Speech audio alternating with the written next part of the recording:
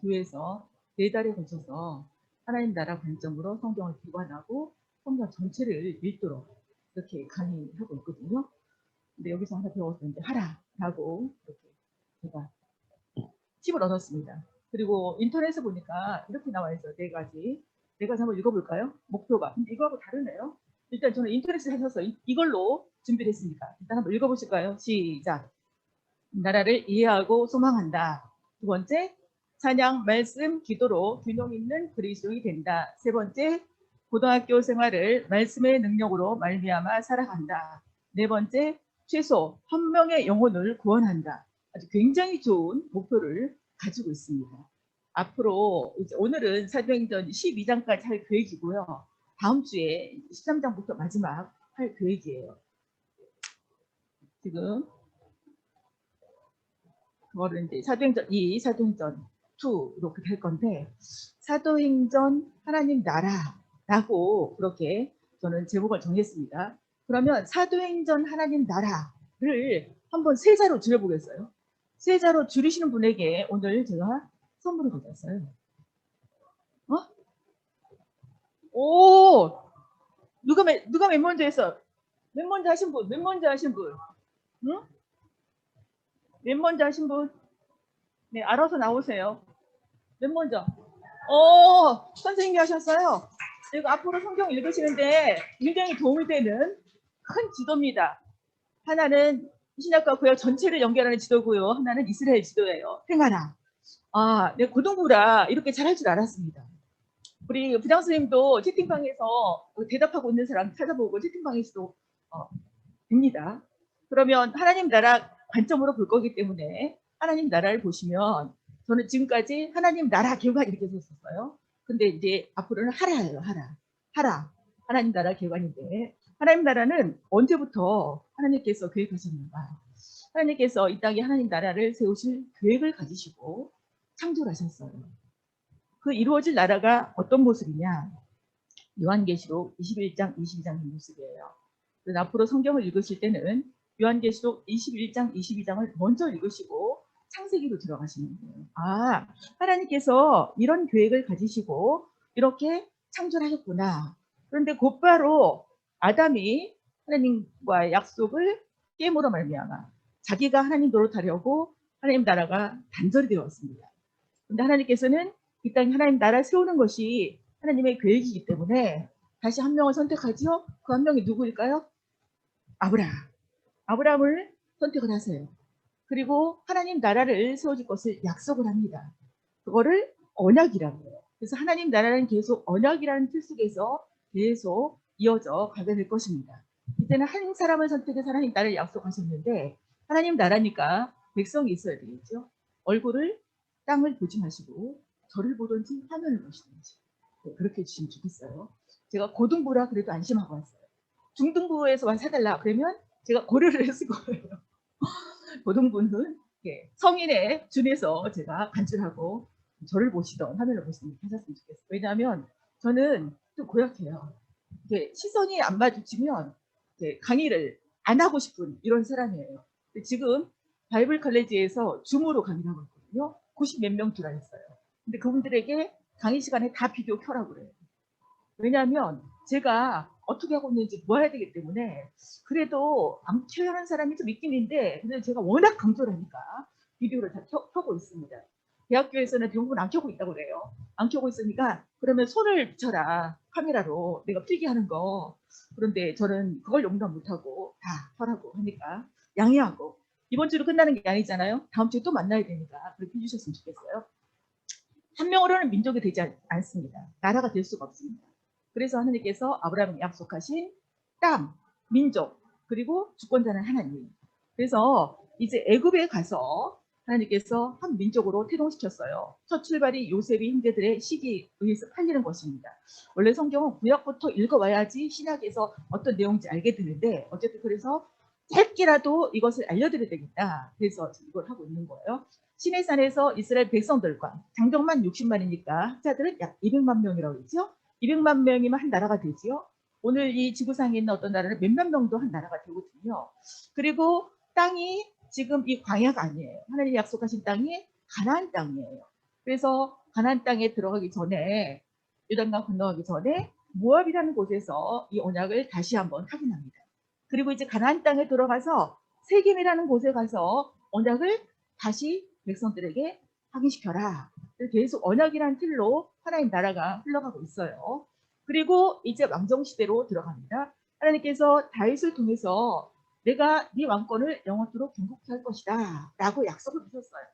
그런데 백성들은 구약을 읽어보면 하나님은 계속 말씀하신 대로 행해주고 공급하시고 하는데 백성은 입만 열면 원망하고 불평하고 계속 불순종하고, 그래서 하나님께서 이 남쪽 유다 나라가 이제 포로로 잡혀갈 때는 그 절망적인 순간 속에서 새 언약을 약속하십니다. 새 언약.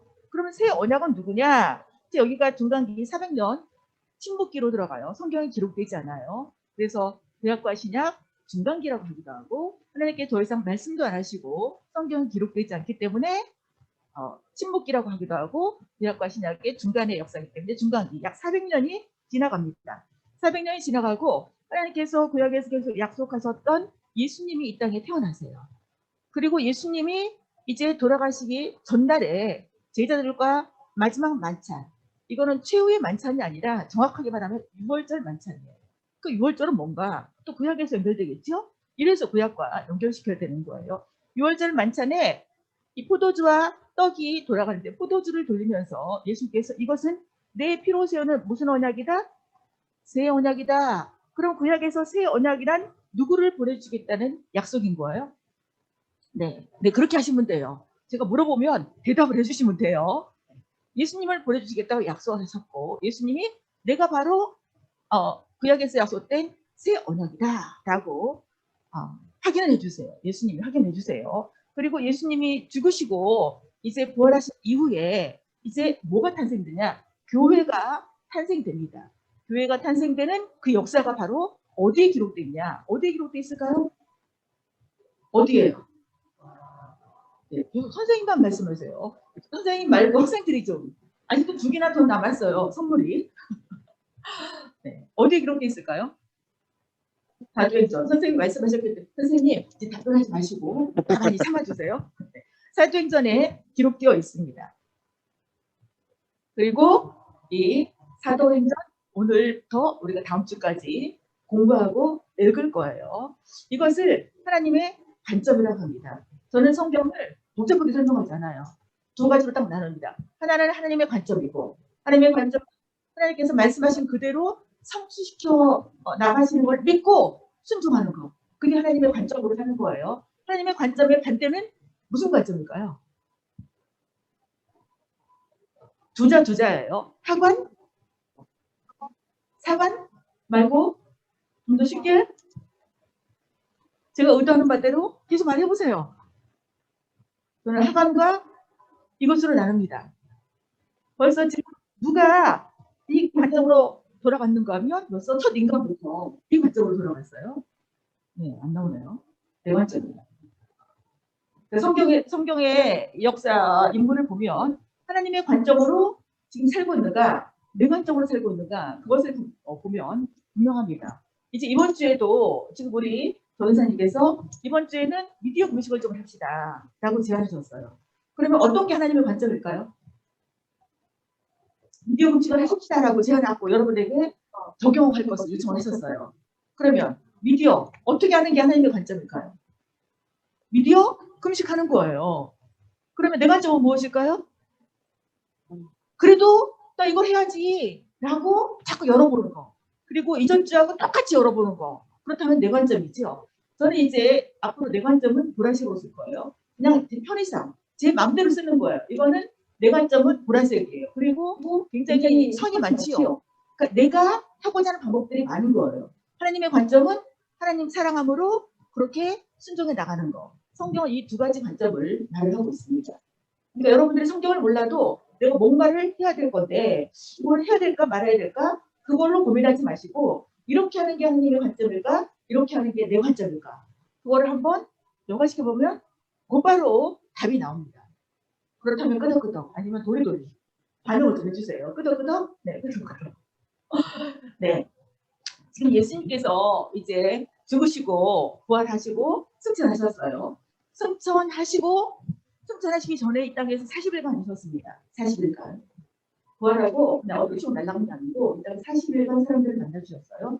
근데 뭐에 대해서 가르쳤냐? 하나님 나라에 대해서 가르치셨습니다. 성경이 증언하고 있어요. 이 정도로 하나님 나라가 중요한 것입니다. 그리고 이제 하나님 나라가 세워져 가야 되는데, 하나님 나라가 확장되어져 가야 되는데, 인간의 힘으로 가능할까요? 불가능할까요? 불가능해요. 불가능해요. 그래서 아버지께서 약속하신 것을 기다리라 라고 약속을 하시고, 이제 하나님 나라의 회복 운동을 1차적으로는 제자들에게 맡기셨고 2차적으로는 우리들에게 맡기셨어요. 그래서 여기 남강교회 고등부 맨 마지막에 올 1년 동안에 몇 명의 영혼을 구원하자? 한 명의 영혼을 구원하자. 그 내용이 여기에 들어맞는 내용입니다. 이렇게 말씀하시고 예수님이 승천하셨어요. 그리고 승천하셨다고 여겨지는 곳에 이 승천 기념교회가 새겨져 있습니다. 세워져 있습니다. 그러면 여기는 지금 남강교회예요. 성경에서 교회를 뭐라고 말하냐? 예수님의 몸이라고 말을 합니다. 예수님이 육신을 입고 이 땅에서 일하시다가 승천하셨어요. 그리고 몸을 남기셨어요. 그 몸이 뭐냐? 바로 교회예요. 그러니까 우리가 누구의 몸인 거예요? 예수님의 몸인 거예요. 교회가 예수님의 몸이라고 성경은 말을 하고 있습니다. 그러면 몸이 있기 때문에 머리가 있어야 되죠. 머리는 누구실까요? 그렇습니다. 머리가 예수님이신 거예요. 그럼 남강교회가 예수님의 몸으로서 이렇게 이 주변에 예수님의 몸인 것을 드러내려면 어디에 지배를 잘 받고 있어야 돼요?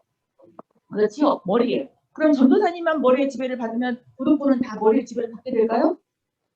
네. 부장선생님만 받으면 될까요? 누가 머리에 지배를 받고 있어야 되는 거예요? 각각 내가 머리에 지배를 받고 있을 때에, 밖에서 볼 때에 건강한 몸이 되는 거예요. 근데 지금 제 몸이 건강하게 보이십니까? 건강하지 않게 보이십니까?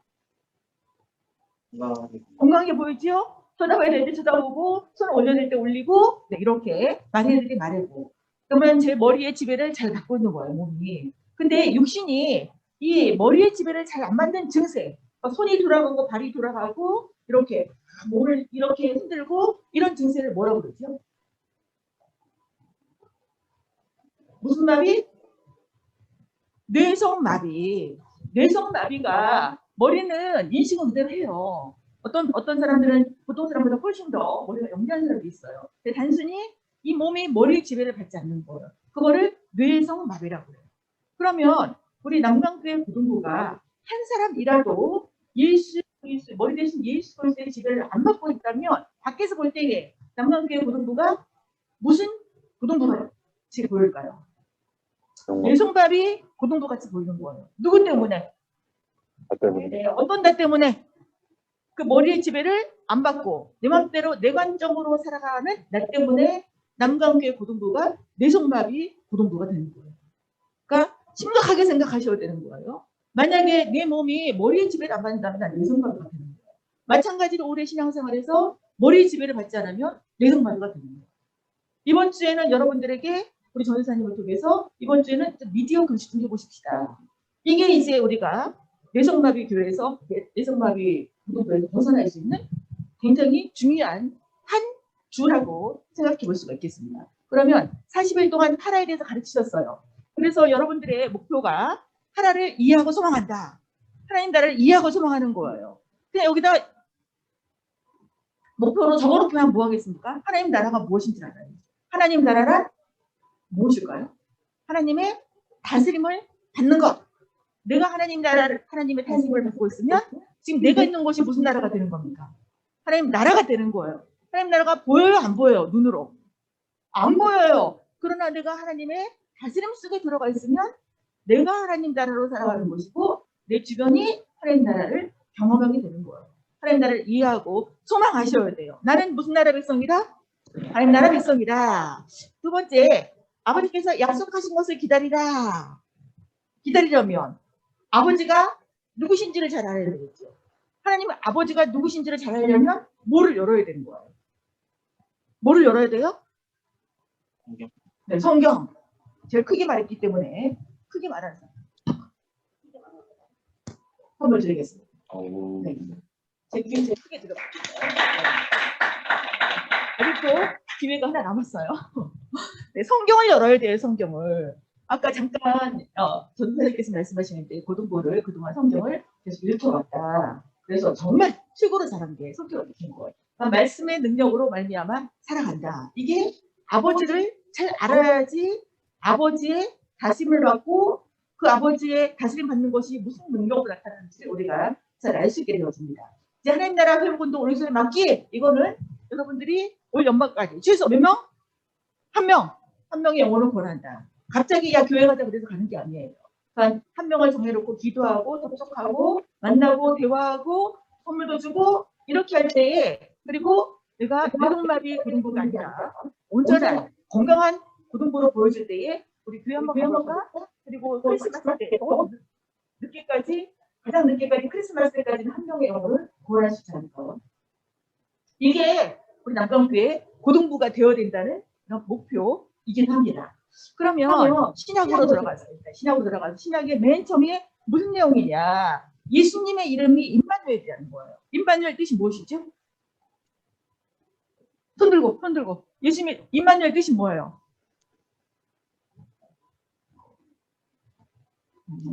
하는데 손 들고 말할 수는 없으니까 저는 성경에 있다가 맨 처음에 제 가슴을 확 치고 들은 단어가 임마누엘이에요. 그래서 이 글씨를 잘 쓰시는 분한테 임마누엘 써주세요. 임마누엘이라는 글씨를 써서 액자리에서 각 방마다 다 그 정도로 임마누엘이 너무나 마음을 풍성하게 했습니다. 임마누엘 뜻이면 하나님이 우리와 함께 하신다 그런 뜻이에요. 네, 마태복음 앞부분에서 하나님이 우리 함께 하실 것을 약속을 하셨어요. 그리고 예수님이 이제 죽으신 다음에 부활하시고 40일 동안 이 땅에 계시면서 마지막 말씀이 이 말씀이에요. 마지막으로 하신 말씀이 이러되 항상 함께 있으리라. 언제까지? 세상 끝날까지. 임마누엘 하시겠다는 거예요. 임마누엘 시작해서 임마누엘로 끝나요. 네. 그런데 성경의 마지막 책 거기도 과연 임마누엘일까요? 확인해 보실까요? 시작. 보라. 하나님의 장막이 사람들과 함께 있음에 하나님이 그들과 함께 계시리니 그들은 하나님의 백성이 되고 하나님은 친히 그들과 함께 계셔서 네. 그러니까 하나님의 마음은 누구와 함께 계시는 거예요? 하나님의 백성이 나와 우리와 함께 하는 것 그게 하나님이 원하시는 것 한 가지라는 것 이것이 바로 하나님의 관점이라는 것입니다. 그러면 내가 뭔가를 해야 될까 말아야 될까 그럴 때 지금 하나님이 함께 하시는 것으로 선택한 것인가? 아니면 하나님은 완전히 제껴놓고 나 혼자 아무도 안 보는 것처럼 그렇게 하는 것을 선택했는가? 그럼 금방 나오죠. 내가 하나님의 관점으로 살고 있는가? 내 관점으로 살고 있는가? 그러면 하나님 나라의 기준은 뭐여야 되냐? 성경이어야 돼요. 우리가 예수 믿는다 하면서 성경을 안 읽으면 무슨 나라로 살아가냐? 내 나라로 살아가냐? 하나님 나라가 아니에요. 그러니까 신앙생활에 연수만 높여가는 거죠. 여러분들이 지금부터 늙을 때까지 계속 교회를 다닌다면 몇십 년 다니겠지요. 근데 몇십 년 다니면서 성경 한 번도 안 읽는 사람이 너무나 많아요. 성경을 한 번이라도 읽으시는 분들이 몇 퍼센트나 될까? 몇 퍼센트나 될 것 같아요?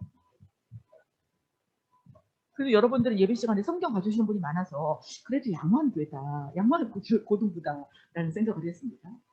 제가 목회자로서 10%도 안 될 것 같아요. 성경을 한 번이라도 읽고 죽는 것을 10%도 안 할 것 같아요. 그래서 제가 필그림 하우스에서 이 통독 집중 과정을 하는데 5일에 성경 전체를 다닌 거예요. 읽기만 하는 게 아니라 성경에 맥을 뚫어주고 그 자리에 성경을 읽습니다. 오시는 분 대부분이 뭐라 그러냐. 성경을 한 번도 안 읽어서 이렇게라도 한번 읽으려고 왔어요. 이렇게. 근데 이제 작년부터 이게 코로나라 대면을 할 수가 없잖아요. 그래서 줌으로 했어요. 그것도요. 줌으로 해서 아침 9시부터 저녁 5시 반까지 하니까 구약은 6일. 5일이면 끝날 거예요. 구약은 6일, 신약은 3일. 그렇게 들어오는 사람이 있을까요? 없을까요? 없어요. 없을 것 같지? 있어요. 그래서 9일 동안에 구약과 신약을 다 줌으로 끝냈습니다. 줌으로 하니까 거리상으로 그 환경에 못 들어오신 분들이 어떻게 하냐. 줌으로 하니까 시간만 내면 어디서든지 할 수 있는 거예요. 제가 하고 있는 지금 과목 월요일 날 내일 강의하고 있는데 월요일날 오후에 강의하고 있는데 제목이 가스펠 프로젝트예요. 여기는 미국의 수두르고 이태리 수두르고 캐나다의 수두르고 이게 줌의 장점이라고 할 수가 있겠죠. 하나님 나라 기준은 성경이에요. 여러분들이 하나님 나라가 분명하면 뭐를 읽고 있어야 되는 거예요? 그렇습니다. 성경을 읽고 있어야 되는 거예요. 스스로 안 읽으니까 교회에서 사도행전 읽읍시다 라고 제안을 했고 또 이렇게 강의를 듣게 하고 사도행전을 읽기 시작하게 될 것입니다. 그러면 하나님 나라의 기준은 성경이에요. 하나님 나라의 본질은 무엇일까요? 다른 말로 하면 하나님 나라의 정신. 인간도 정신이 없는 사람, 정신이 빠진 사람은 어디 보내요? 정신이 빠진 사람은 어디 보내죠? 무슨 병원 보내요? 정신병원 보내요. 마찬가지로 우리들도 신앙생활 하는데 정신이 있어요. 하나님 나라의 정신은 뭐냐? 이게 율법의 정신이기도 해요. 하나님 사랑, 이웃 사랑이에요. 우리가 예수 믿는 것이 분명하다면 우리 삶 속에서 하나님 사랑과 이웃 사랑이 드러나야 되는 것이죠. 제가 자연을 예로 들어 설명을 해드릴게요. 네. 얘가 땅속에서 뭐가 올라오네요. 그럼 올라오기 전에는 어떤 상태로 되어 있었을까요? 씨앗으로 있지요? 이 씨앗 속에 이렇게 올라오는 것이 있다는 것이 보여요? 안 보여요? 안 보여요. 근데 심으면 올라와요. 이 속에 뭐가 있다는 증거예요? 씨앗 속에 뭐가 있다는 증거예요. 이게 싹이 올라온다는 거는. 그렇지요. 생명이 있다는 증거예요. 생명이 있다는 것은 숨길 수가 없어요. 심지어는 아스팔트도 뚫고 올라가요. 생명력이 대단하지요. 이거 보시겠어요? 얘가 어렸을 때에 이 파이프에 걸린 것 같아요. 근데 생명력이 있기 때문에 이 파이프에 눌렸긴 하지만 그래도 클 대로 다 컸어요. 호박이 클 수 있는 모습을 다 컸지요. 이게 바로 생명력인 거예요. 생명력. 그럼 인간으로 한번 돌아볼까요? 인간. 애기 태어나지요. 그러다가 초등학교 이렇게 다녀요. 그러다가 이제 청소년부를 지나서 청년부가 되고 결혼하고.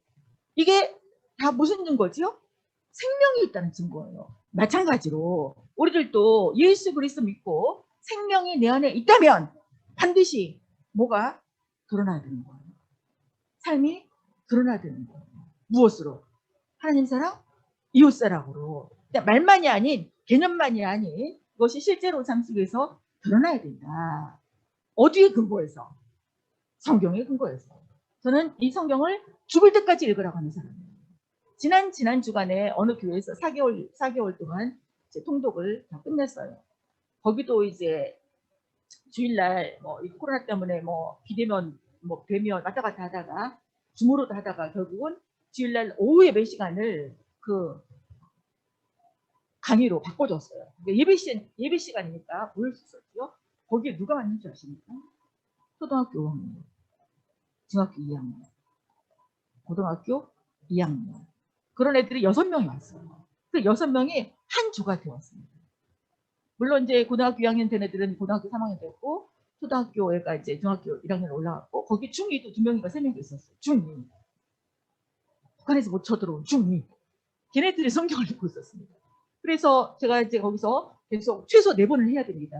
4번은 읽으셔야 됩니다. 그랬더니 그 막내 초등학교 5학년짜리 그 아이가 4번 해야지요. 이렇게만 하더라고요. 걔는 고등학생보다는 좀 부담이 덜하니까 이제 끝난 지가 2주밖에 안 됐기 때문에 상반기는 어렵고 이제 하반기에 거기서 10번 하겠대요. 목사님이 2번 했거든요.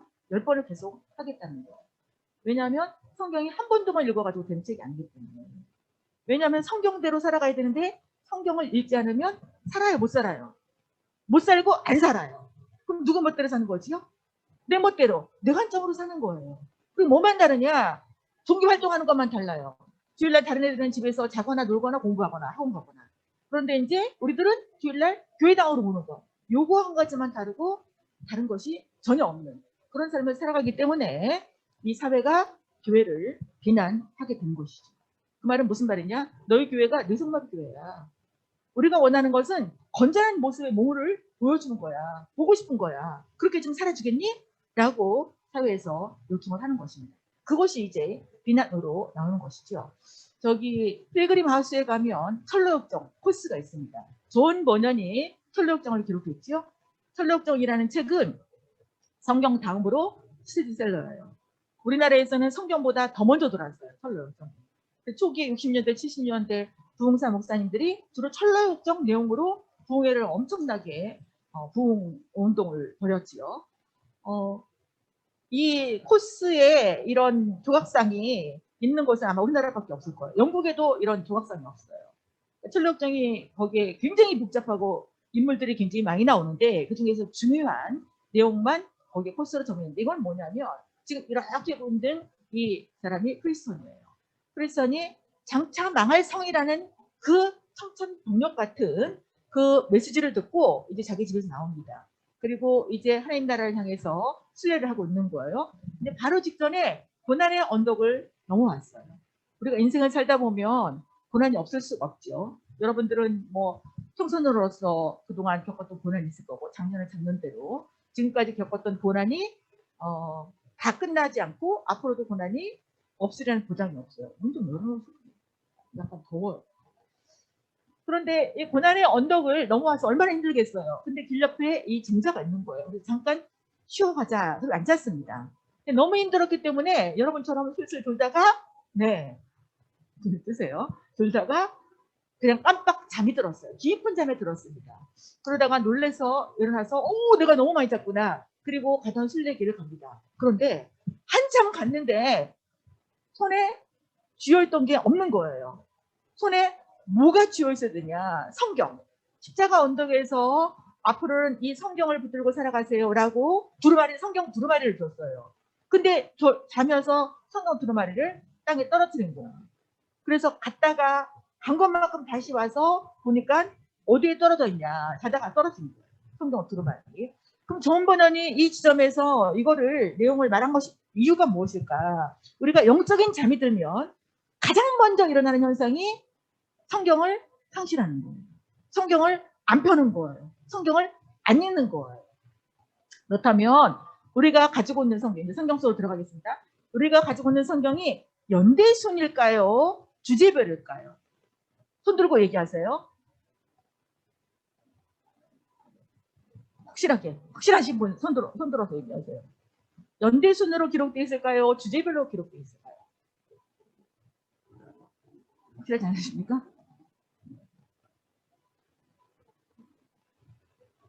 확실하게 얘기를 해보세요. 손 들고 얘기를 해보세요. 주제별이요. 몇 학년이에요? 1학년이요? 1학년 같이 보여요. 마지막 선물. 이거는 눈치만 빠르면 다 맞춘다. 나오세요. 네. 눈치만 빠르면 다 맞추는 거예요. 네. 성경 많이 읽으세요. 주제별로 되어 있어요. 그래서 우리가 성경 읽기가 쉽지가 않은 거예요. 연대기적으로 쫙 흘러가지가 않아요. 그래서 저는 성경을 읽을 때 먼저 연대기로 뚫어야 된다. 근데 우리는 성경을 창세기, 출애굽기, 레위기, 신명기 막 이렇게 성경 순서대로 읽지요. 근데 이 순서가 연대기가 아니기 때문에 어느 지점에 가면 딱 걸릴 때가 있어요. 그래서 이 성경을 연대순으로 뚫어서 한번 읽고 한번 읽어서는 안 되고 연대기로 쫙 그게 다 맥이 잡힌 이후에는 책별로 읽으셔도 돼요. 근데 우리는 무조건 책별로 읽지요. 책별로 읽는 것도 굉장히 중요해요.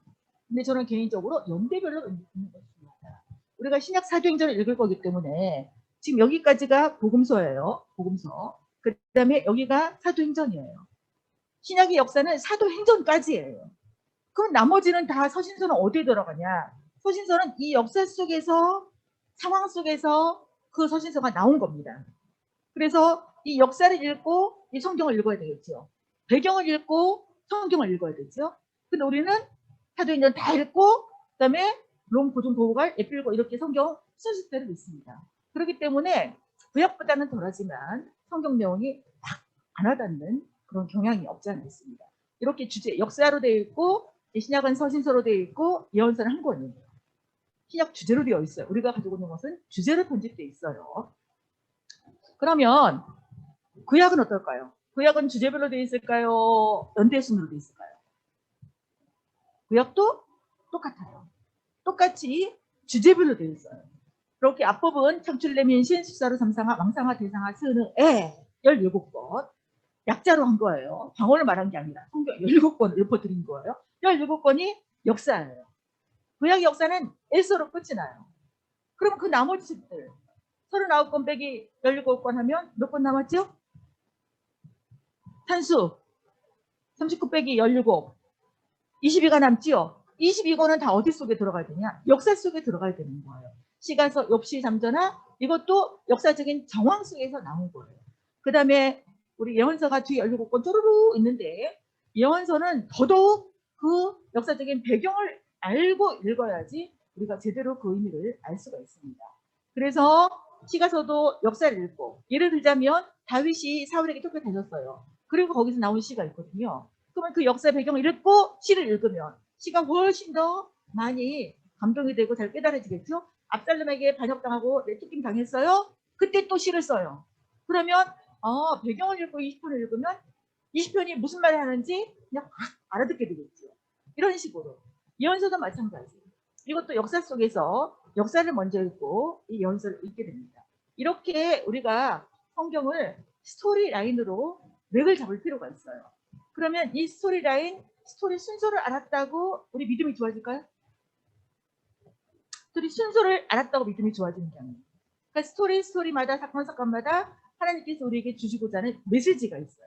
그 메시지를 같이 들을 때에 우리 삶이 성경을 읽으면 읽을수록 변화가 되고 있는 그런 모습들을 경험하게 될 것입니다.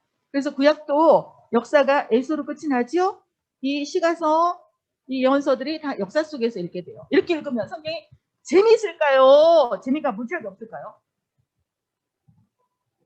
이렇게 읽으면. 네. 안 재밌으면 제가 물어보겠어요. 이렇게 읽잖아요. 대부분 이렇게 말해요. 성경이 대하 드라마보다 더 재밌다. 성경이 이렇게 재밌다는 것을 설명해 줬으면 우리가 왜 성경을 안 읽겠느냐. 그렇게 말씀하시는 분들이 대부분입니다. 이렇게 구약 역사서, 시가서, 예언서 이렇게 주제별로 편집이 되어 있습니다. 우리가 이제 신약에서 사도행전을 읽는데 지금 사도행전 여기부터가 사도행전 오늘 12장까지 할 거고요. 12장까지 다음 주에 바울의 전도행을 할 거예요. 그러면 여기서 지금 사도행전 속에서 이런 것들을 다 읽어야 되는데 지금은 우리가 이런 책들을 같이 읽어가면서 할 수는 없고 이제 사도행전만 읽어 나갈 거예요. 그렇지만 그 사이사이에 이런 서신들을 썼다는 것을 제가 역사와 시간과 지리와 이런 것들을 합쳐서 여러분들에게 설명을 해드릴 것입니다. 여기가 복음서지요. 예수님 시대지요. 지금 여기까지가 5차 전도행 말고요. 4차 전도행까지가 사도행전이에요. 5차 전도행은 성경에 나오잖아요. 그렇지만 서신서들을 보면 바울이 5번째 갔다는 걸 알 수가 있습니다. 그리고 이제 후기 사도시대 성경에는 안 나오지만 역사 속에서 사도들 남은 사람들이 사역했던 그리고 이제 역사의 종교를 향해서 시간이 흘러가고 있습니다. 그러면 성경은 무슨 나라 이야기냐? 하나님 나라 이야기, 하라 이야기. 역사만 한다면 이거밖에 안 돼요, 구약이. 그리고 신약도 이거밖에 안 돼요. 나머지는 다 여기에 꿰어서 같이 읽어야 됩니다. 이 역사가 어디를 향해서 흘러가고 있는가? 하나님 나라 완성을 향해서 흘러가고 있습니다. 그럼 하나님 나라는 언제 완성이 될까요? 지금 완성이 돼 있을까요? 안 돼 있을까요? 상식적으로 성경을 몰라도 상식적으로 하나님 나라가 완성이 됐다면 우리가 이렇게 살기가 힘들까요? 하나님 나라가 완성이 되지 않았어요. 하나님 나라가 와 있기는 해요. 언제부터?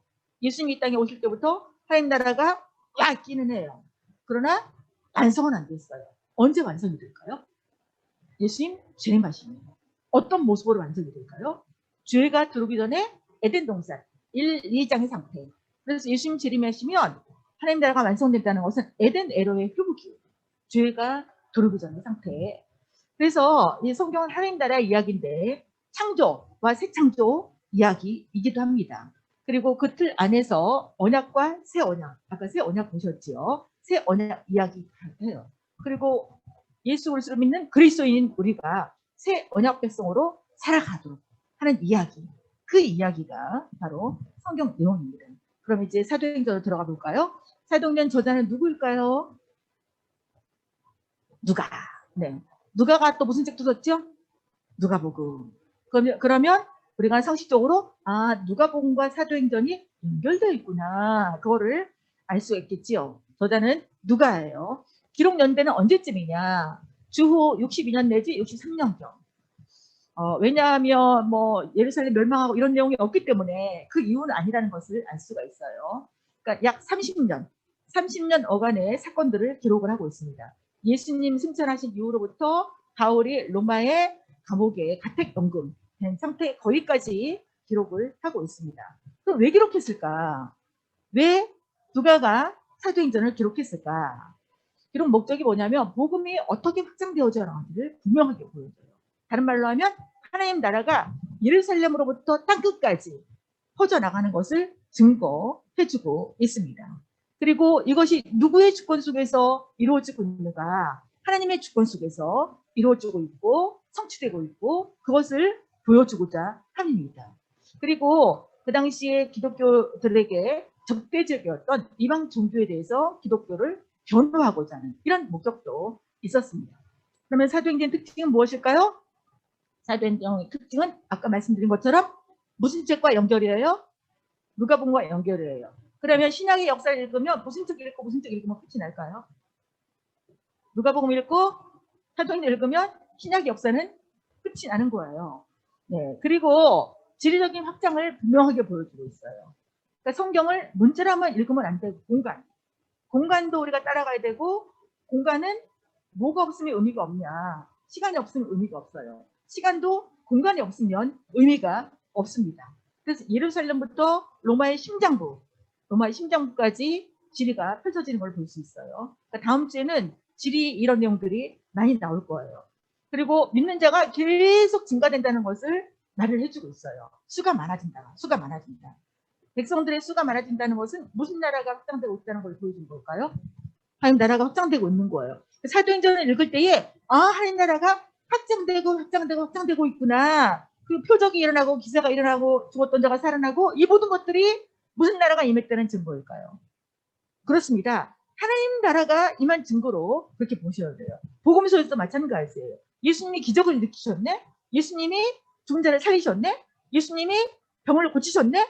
이런 모든 것들이 기적이다 이렇게 보시면 안 되고 무슨 나라가 임한 증거이다? 하나님 나라가 임한 증거이다. 그래서 여러분들은 이제 성경 읽을 때 계속 무슨 나라 관점으로 보셔야 돼요? 하나님 나라, 하라로 보셔야 돼요. 사도행전은 행하라로 보셔야 되고 행하라로 보셔야 된다. 그리고 베드로와 바울과 예수님이 유사한 면이 있다. 연결되는 면이 있다. 이것을 특별히 강조하고 있습니다. 그리고 이제 전반부는 베드로를 중심으로 제자들이 베드로밖에 없었겠어요. 그리고 마가의 다락방에서 120명이나 기도하고 그렇게 했는데 제자들이 한두 명이었겠습니까? 그런데 앞부분은 베드로, 뒷부분은 바울 거기에 초점을 맞추고 있고 연설이 굉장히 많이 나와요. 이 연설에서는 신학적인 정말 깊이 있는 신학적인 내용들을 연설을 하고 있습니다. 이 사도행전에서 신학적인 특징을 본다면 누가 주인이냐? 누가 주인공일까요? 사도행전의 주인공 누구일까요?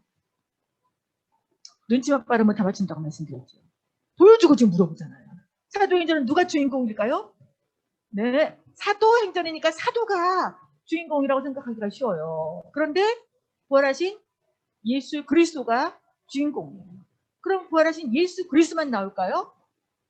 누구도 언급되냐? 성령님도 언급되고 있어요. 또 누구도 언급되냐? 하나님도 언급되고 있어요.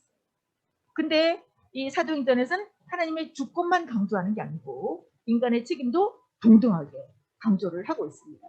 그래서 삼위일체 하나님을 명확하게 보여주고 있어요. 그러면 이 삼위일체 하나님이 하시는 사역이 뭐냐? 인간들을 구원하는 거예요. 그런데 사도행전을 보세요. 같이 읽어보실까요? 시작.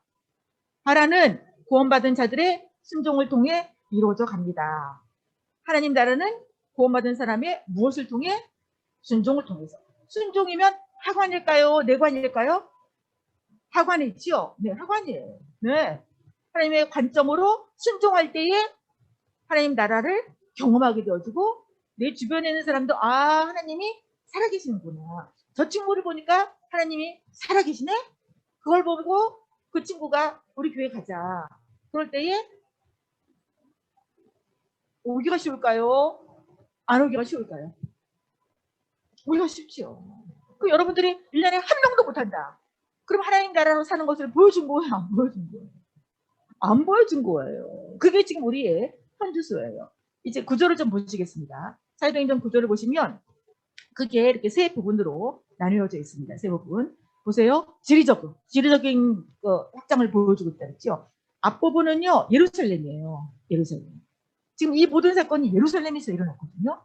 그 다음에 조금 더 넓어져요. 유다와 사마리아 북쪽으로 올라가요. 그 다음에 더 북쪽으로 올라가서 심지어 로마까지 저기 서바나까지 스페인까지 확장되어져 가는 이런 모습들을 보여주고 있습니다. 그래서 이제 교회가 형성되어지고 교회가 확장되어지고 이제 이방인들에게까지 복음을 전도하는 전도여행. 그런데 바울이 부활하신 예수 그리스도가 불러서 이방인들에게 전도를 한 거예요. 그런데 그의 삶의 결과가 뭐라고요? 그 삶의 결과가 재판받고 로마로 죄수로 끌려가는 거예요. 여러분, 예수 믿으면 하나님은 무조건 내가 해달라는 대로 다 해주셔야 되는 분일까요? 아니면 하나님이 원하시는 대로 해주실까요? 1번일까요? 2번일까요? 알기는 안 해요. 근데 우리는 어떻게 달라고 하나님께 억지를 부려요. 내가 원하는 대로 해달라고. 뭐를 통해서 그렇게 하지? 뭐를 통해서? 기도라는 걸 통해서 내가 원하는 대로 해주셔야만 됩니다. 우리는 학생으로서 시험 보면 뭐가 잘 나와야 되는 거야? 점수가 잘 나와야만 되는 거예요. 근데 점수가 잘 안 나오면 그래도 하나님께서 삼천했다 이렇게 해석이 됩니까? 하나님 나를 버리셨나 봐 이렇게 해석이 됩니까? 하나님이 나를 버리셨나 봐.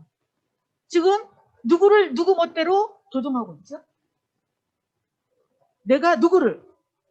하나님을 조종하고 있어요. 누가 원하는 대로 해달라고. 내가 원하는 대로 해달라고. 여러분 성경을 읽어보세요. 하나님이 내가 원하는 대로 해주신다고 한 적이 한 번이라도 있다 없다? 없어요. 근데 왜 우리가 자꾸 그렇게 기도할까요? 뭐를 안 읽으니까. 성경을 안 읽으니까. 누구를 모르는 거예요. 하나님을 몰라요. 그러니까 누구의 관점으로 교회 왔다 갔다 하면서 신앙생활 한다고 생각하고 있을까? 내 관점으로. 그거는 신앙생활이 아니라 종교 활동이에요. 그럼 나는 지금 종교 활동을 하고 있는가? 신앙생활을 하고 있는가? 지금 여러분들이 이 자리에 앉아 있는 것만도 대단한 거예요. 대단한 거예요. 낭만교회 고등부 축복합니다. 이렇게 뭐 전사님이 나오고 지금 그런 사회가 아니잖아요. 그리고 자세한 내용들은 이렇게 이제 지역은 누구냐? 앞부분은 베드로예요.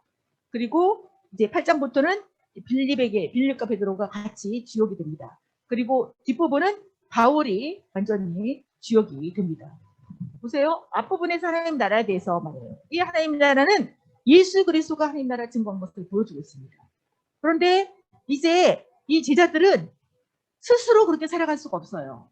그래서 성령을 보내주신다고 약속을 하셨고 성령이 오십니다. 하나님은 준비시켜 주시고 하라고 그럴까요? 아니면 네가 알아서 해 그럴까요? 뭐를 하라 하셨으면 하나님이 다 준비시켜 주고 그것을 할 수 있도록 하실까요? 네가 알아서 해 그러실까요?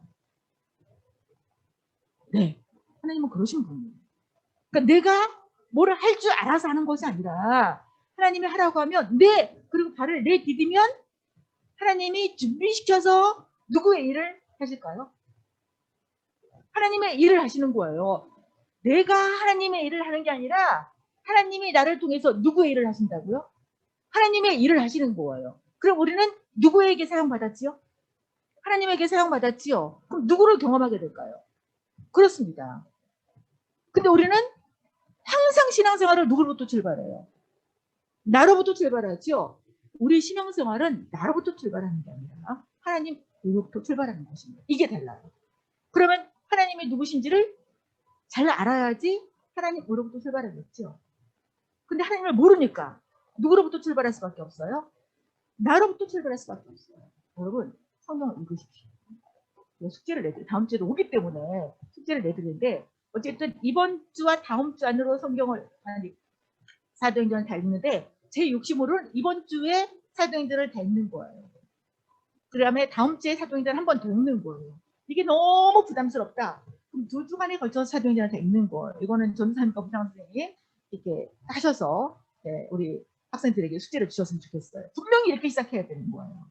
그러니까 읽을 시간만큼 뭐를 금식해야 돼요. 네, 미디어 금식은 해야 되겠죠. 네. 네, 이렇게. 그리고 맨 마지막에 지금 바울이 사역하는데 맨 마지막도 하나님 나라 증거예요. 성경은 이렇게 하나님 나라의 완성을 향해서 가고 있습니다.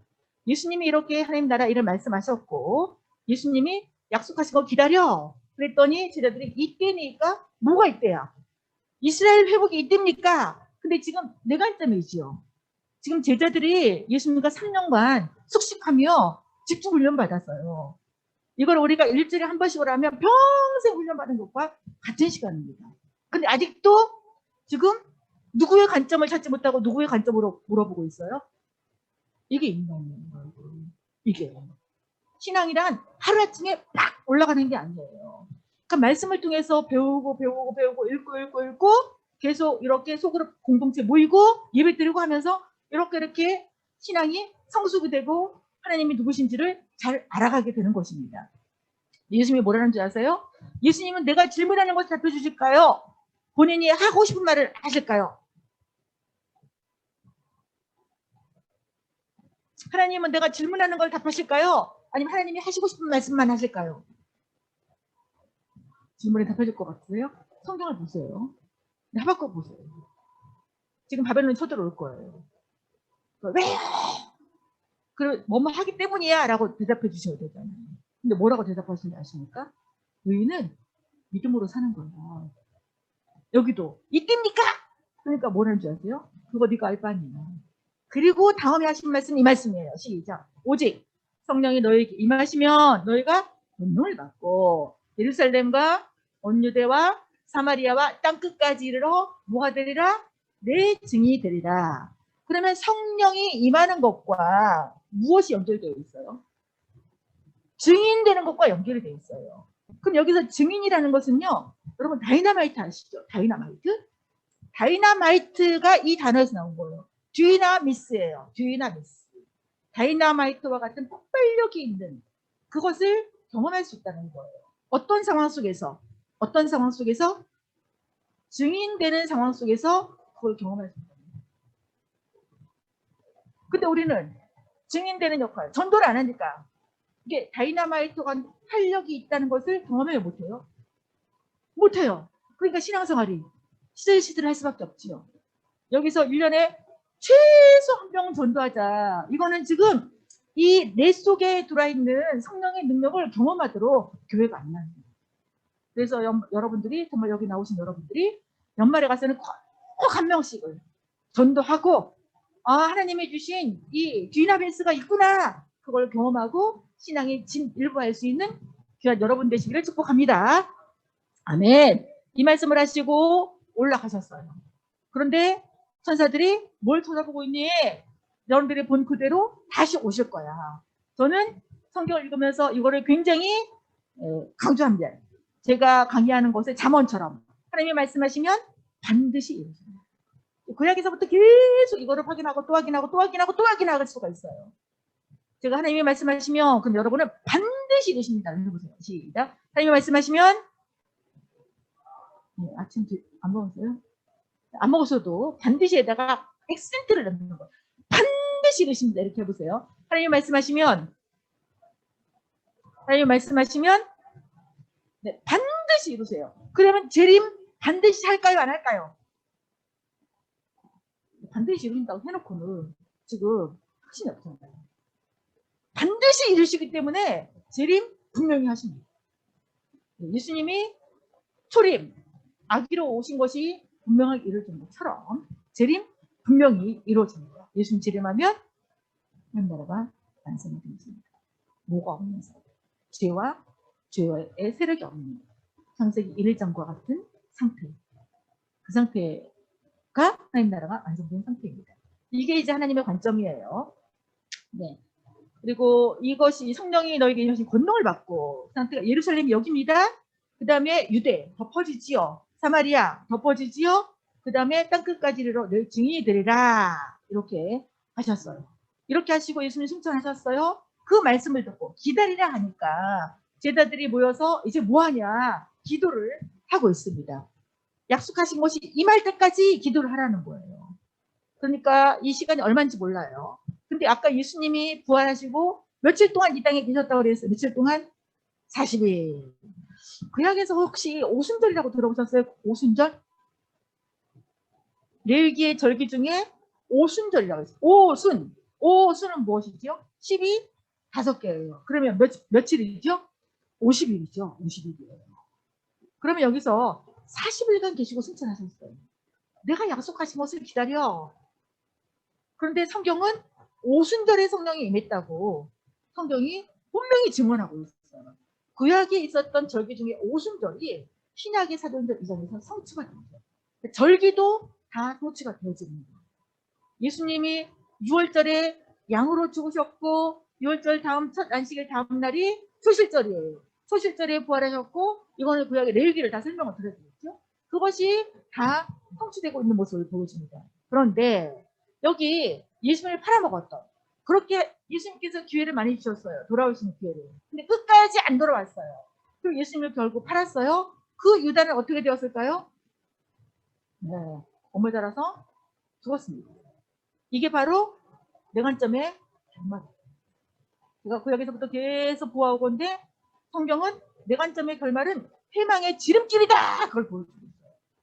그래서 한 나라든 한 개인이든 왕이든 백성이든 제사장이든 누구든 이는 내 관점은 희망의 지름길입니다. 여러분, 여러분들이 지금부터 내 관점으로 계속 살아간다면 보나 마나예요. 여러분들은 어떤 자리에 있게 될까요? 희망의 지름길 위에 서 있게 돼요. 그걸 내가 대답하고 싶지 않아도 근데 성경이 계속 그걸 보여주고 있는 거예요. 너희들은 그렇게 시행착오하지 마. 내 관점 선택하지 말고 무슨 관점 선택해? 하나님의 관점 선택해. 그걸 지금 계속 보여주고 있는 거예요. 보세요. 오순절, 오순절. 여기가 지금 마가의 다락방이에요. 여러분들 이런 소원을 가지셨으면 좋겠어요. 성경을 읽으면 성지를 가고 싶어요. 성지를 한번 갔다 오면 훨씬 생동감이 있어집니다. 저는 제가 하는 모든 강의를 4번 들으라고 그래요. 성경 읽기도 물론 4번 오고 제가 하고 있는 모든 강의를 4번 하라고 그래요. 그래서 저도 어떤 강의가 필요하다 4번 들어요. 지금 4년째 듣고 있어요. 똑같은 강의를. 이제 올해 이번 상반기까지 들으면 4번 듣는 거예요. 할 말 있죠? 제가 구약 신약을 4번 역사지리에도 관심이 있기 때문에 성경 역사와 지리 한 학기는 구약, 한 학기는 신약 이렇게 해서 지금 올해가 4년차 마지막으로 듣고 있는 거예요. 할 말 있죠? 제가 4번을 했으니까 4번 들으라고. 왜냐하면 제가 안 하고 하라고 그러면 힘이 없기 때문에 네, 하고 있습니다. 오순절. 그럼 이거는 이제 구약의 절기들이에요. 레위기에서 나오는 절기들이고요. 지금 성령이 약속하신 대로 임했을 때에 이 사람들에게 일어난 증거가 뭐냐? 성령의 충만함을 받았다는 거예요. 그러면 성령이 언제 우리 속에 내주하게 되냐? 우리가 예수 그리스도를 나의 구주와 주님으로 영접하는 순간에 우리 안에 내주하게 됩니다. 그럼 이제 성령께서 하시고자 하는 것이 있겠죠? 근데 성령께서 내주하신다고 나의 죄된 본성이 다 없어져 버렸어요. 그대로 남아있어요. 남아있어요. 그래서 우리 마음속으로는 계속 내 관점으로 갈까? 하나님의 관점으로 갈까? 하나님의 관점은 누구의 소욕일까요? 성령의 소욕이 있죠? 육체의 소욕은 무슨 관점일까요? 내 관점. 이 둘이 계속 싸우고 있는 거예요. 그럴 때 성령께서 우리 가운데 역사를 하셔서 우리가 하나님의 관점으로 갈 수 있도록 우리를 도우십니다. 그래서 도우시는데 성령이 아무것도 없는 상태에 도우시는 게 아니라 말씀과 기도는 하나예요. 따로따로 하시면 안 돼요. 그 다음에 반드시 뭐가 따라 붙어야 돼요? 실천. 이렇게 할 때에 우리가 성령의 소욕을 따를 수가 있어요. 다른 말로 하면 하나님의 관점으로 살아갈 수가 있다. 하나님의 관점은 무슨 나라 백성으로 사는 겁니까? 하나님의 관점으로 사는 것이다. 네. 지금 오순절에 왔던 사람들이 이렇게 많은 곳에서 왔어요. 그런데 오순절에 성령 충만함을 입고 방언으로 얘기했을 때 지금 우리가 하고 있는 그런 방언이 아니라 각 나라에서 온 사람들이 자기네 나라 말로 다 들었다. 그 성경은 증언하고 있어요. 복음에 대해서 들었겠죠. 가서 뭐 했을까요? 자기가 들었던 복음을 전했겠죠. 그러면 사도행전은 사도들이 교회 세우는 이야기가 아니에요. 무슨 나라냐? 하나님 나라를 회복하고 확장해 나가는 이야기예요. 그러니까 사도행전 읽을 때에 하나님 나라가 이렇게 확대돼 나가고 있구나. 그거를 좀 보시면 되고요. 지금 성령 내주한 자, 성령이 임하니까 자연스럽게 드러나는 삶이 뭐냐? 지금 이런 것들이 드러나요. 가르침을 받고요. 가르침을 받기를 즐거워하셔야 돼요. 내가 신앙인인데 교회에서 가르침 받는 훈련과 교육시키는 내용이 있는데 안 와. 그러면 점검해 보셔야 돼요. 나 과연 성령 내주한 자가 아닌가? 그리고 교제하는 거, 떡을 떼며 기도하는 거, 이것이 성령 내주한 자의 자연스러운 삶이라는 것입니다.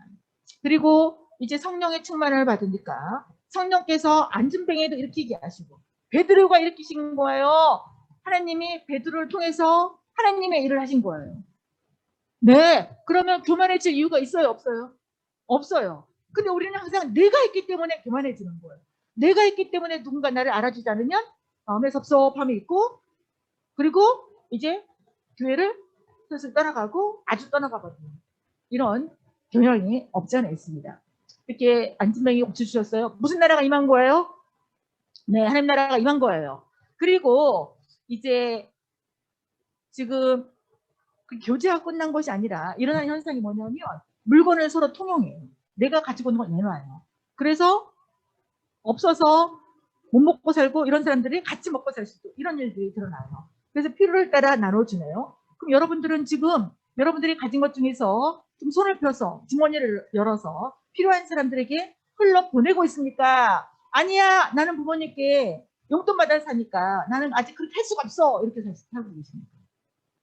하나님이 우리를 구원하신 목적은, 하나님은 나에게 조금이라도 시간이라도 조그만 용돈이라도 주신 목적은 나 혼자만 먹고 살라고 주셨다? 아니면 흘러 보내라고 주셨다?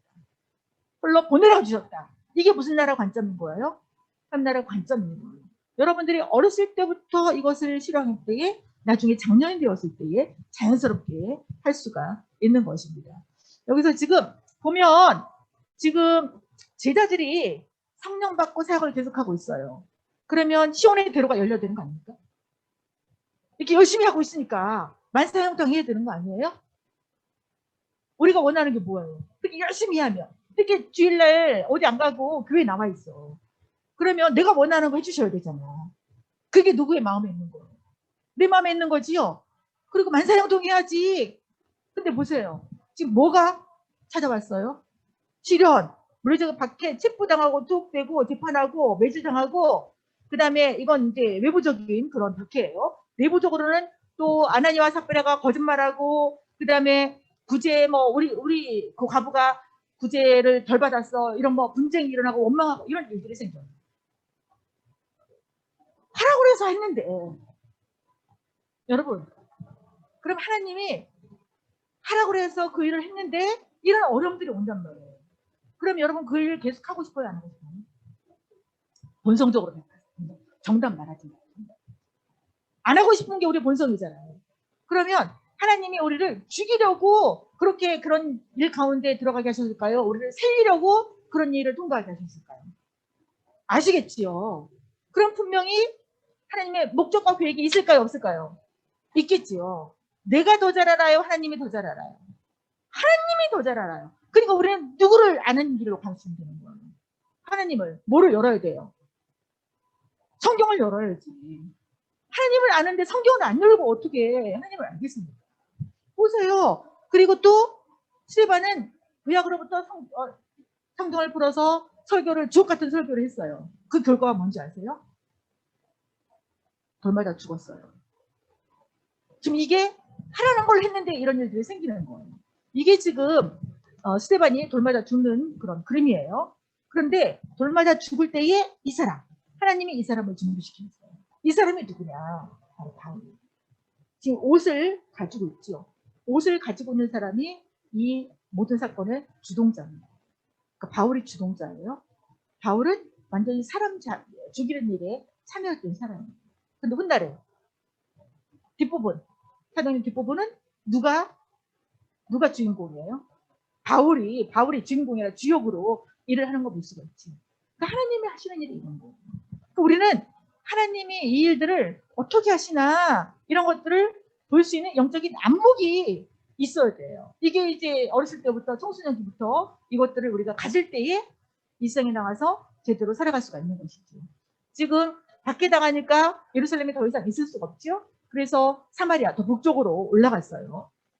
북쪽으로 올라갔고 지금 주의 성령께서 빌립도로 너 여기 있지 말고 빌립이 지금 사마리아 가서 사역을 하고 있거든요. 근데 저 밑으로 내려가 여기로 내려갔을 때 누구를 만나게 되냐. 이디오피아 메시. 교회 오래 다닌 친구들은 아시죠?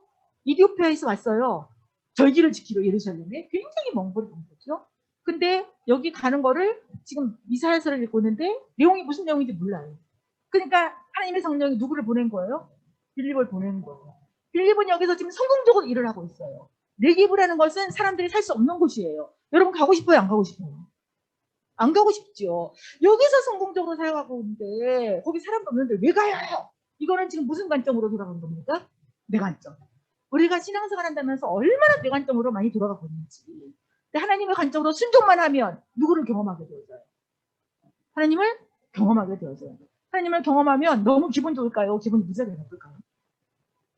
너무 기분 좋고 믿음이 좋아지겠죠. 이렇게 사역이 확장되어져 가는 것을 볼 수가 있습니다. 그리고 이제 사울이 드디어 예수 믿는 사람 죽이려고 베드상의 공문을 가지고 다메섹으로 가는데 부활하신 예수 그리스도께서 사울을 부르십니다. 불러서 이제 이방인을 위한 나의 사도다 부르세요. 근데 이 빛이 너무 강해서 사울이 눈이 안 보이는 거예요. 근데 하나님은 또 사울을 부르셨기 때문에 사울을 도와줄 사람을 또 준비시켜 놨어요. 여러분 준비는 누가 하신다고요? 하나님 말씀. 저는요 제가 내성적인 것 같이 보이세요? 외향적인 것 같이 보이세요?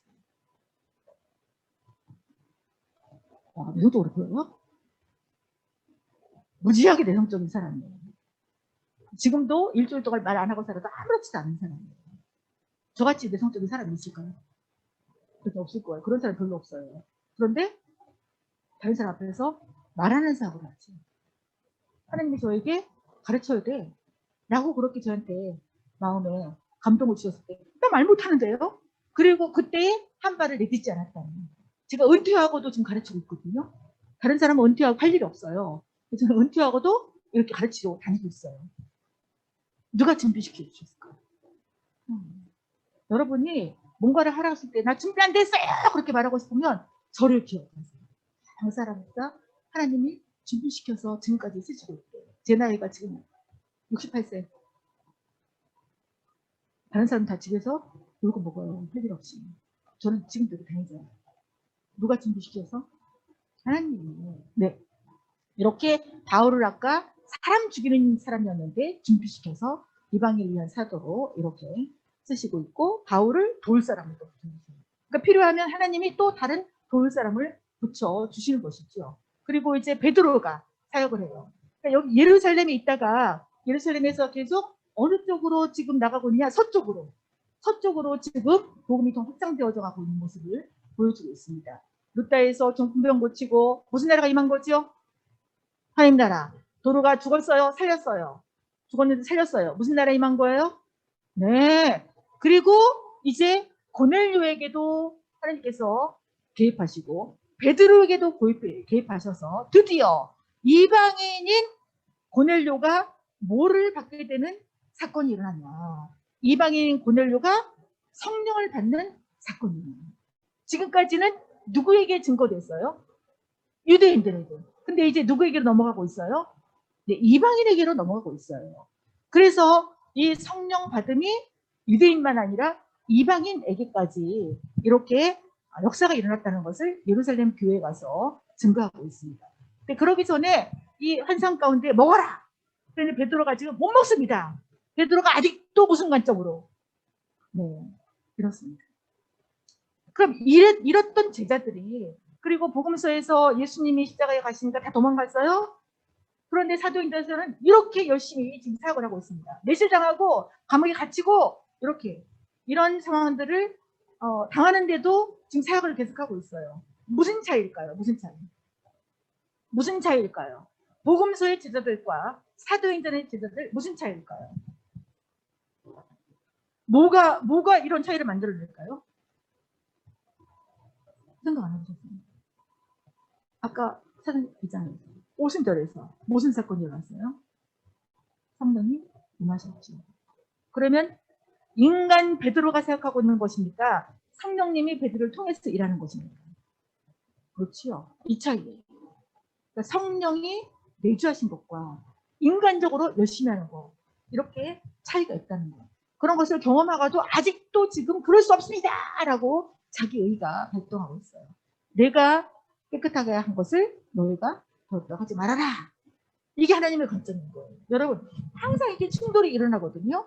내 관점과 하나님의 관점. 이번 주에 제가 생활 미션을 좀 드릴게요. 성경 읽는 것과 또 하나는 내가 뭔가를 해야 될까 말아야 될까 할 때 이게 내 관점이 작동하는 건가, 지금 하나님의 관점이 믿음으로 작동하는 건가, 이것을 생각을 하시고 한 번 이상 실천해 보시기. 한 번 이상이면 하실 수 있겠죠? 네. 제가 여러분 너무 무시했나요? 한 번 이상. 그래서 실천해 보시고 그 실천한 전리품을 다음 주에 가지고 오시는 거예요. 아시겠죠? 두 가지예요. 성경 읽는 거. 그 다음에 내 관점, 하나님의 관점, 그거 선택하신 거, 그거 가져오시는 거예요. 이렇게 해서 지금 이 복음이 이렇게 흩어지고 결국은 어디까지 복음이 갔냐? 안디옥. 안디옥까지. 그리고 이제 드디어 안디옥에서 이방인에게 선교사를 파송하는 거예요. 기대하시라. 다음 주. 기대하고 있습니다. 살아계신 아버지 하나님, 참으로 감사를 드립니다. 우리 남강교회 고등부가 성경을 읽고 잡니다. 하나님, 저들에게 성경을 읽을 때 하나님 만나주시고 정말 하나님 어떤 분인지를 명확하게 알고 내 인생의 삶 속에서 하나님의 다스림 속에 들어가는 삶이 어떠한 것인지 경험하고 올 수 있도록 인도하여 주시옵소서. 이번 한 주간 고난주간에 아까 우리가 영상을 보았듯이 정말 예수님이 나를 위해서 이렇게 돌아가셨는데 나는 이것 정도 못할까? 하나님의 관점을 선택하는 소중한 우리 고등부가 될 수 있도록 도와주시옵소서. 다음 주에 부활절에 나올 때에 정말 나는 죽고 새 생명으로 거듭난 그 새 모습으로, 기쁜 모습으로 만날 수 있도록 도와주시옵소서. 감사드리며 예수님 이름으로 기도하옵나이다. 아멘. 이렇게 하나님을 찬양합니다.